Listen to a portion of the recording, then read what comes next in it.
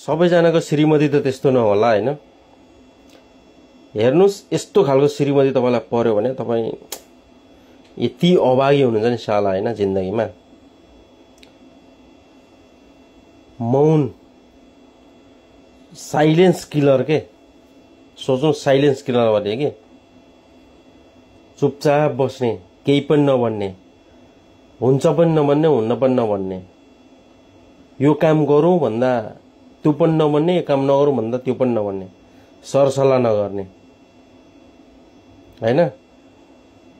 तर त्यहाँ third party अर्को नयाँ केटाहरु आयो भने यति मजाले खोलेर गफ गर्ने फेरि हैन।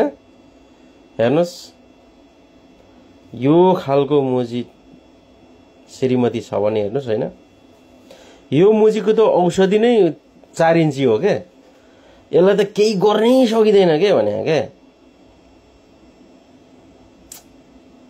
उसले जे गरौ गुड गरी भनेर ताली बजाएर बसिदिनु पर्छ हैन। नभए यो घुसघुसे रण्डीलाई चाहिँ, यो घुसघुसे रण्डीसँग चाहिँ औषधि नै 4 इन्च हो के, अरु त उपाय नै छैन के। अरु नागाहरुसँग दिल खोलेर कुरा गर्ने हैन, भएको नभएको कुरा पनि साटफेर गर्ने, अनि बुढासँग चुप्प लाग्ने, केही पनि नभन्ने, माया गरेको हो कि माया नगरेको हो कि, केही काम गर्छु काम गर्ने कमिटमेन्ट हो कि होइन कि हैन, सरसल्लाहमा कमिटमेन्ट हो कि होइन कि, एकले अर्कालाई सपोर्ट साथ दिएको हो कि होइन कि, कन्फ्युज चाहिँ रण्डीमा चिक्ने है, कन्फ्युज के छरलप्प बनाएर नि माया चिक्ने, त्यो कोशी नदीमा माया चिक्ने फाल्देर खै मुजी कता गयो भनेर अर्कोतिर हिँड्ने खालको के। मा चाहिँ साह्रै छुट्ने के।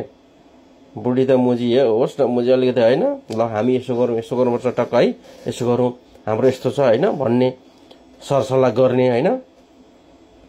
अनि मुजी अरु पराई केटाहरुसँग बोल्दै नबोल्ने, तट मुजी फटाहरू, मुजी को हुन् यस्ता मुजी फटाहरूसँग बोल्छु भन्ने खालको। मुजी आफ्नो बुढालाई चाहिँ पुरै आफ्नो बुढासँग चाहिँ जे गरेर पनि आफ्नो बुढालाई गराउने गर्ने हैन। यस्तो कनेक्सन भएको कमै पाइन्छ र यस्तोमा। माया चिक्ने भालु रण्डी परेर माया चिक्ने के गर्नु यार। माया चिक्ने मुजी लाइफ 90-80-90 वर्ष बाँचिन्छ यार।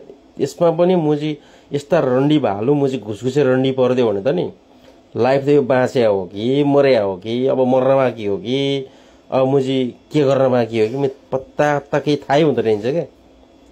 मा रण्डी माया चिक्ने मेरै कुरा गरिरहेको छु मैले। मुजी अरूलाई केही पनि भन्दिनँ। रण्डी मुजी रण्डी भनेको रण्डी हो, त्यही हो मुजी।